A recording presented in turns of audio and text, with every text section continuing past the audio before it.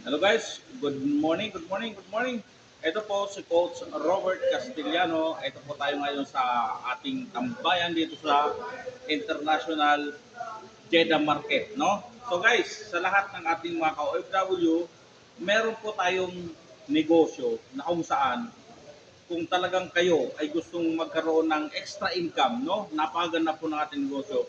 Live good guys. So sa lahat ng mga OFW natin na gustong magkaroon ng extra income, pwede po kayong mag-message sa akin direct sa aking messenger or mag-comment kayo sa comment section nang sa ganon, ma-guide ko po kayo lahat kung ano man ang gusto niyo malaman tungkol sa ating negosyo. Alright? So, live good guys.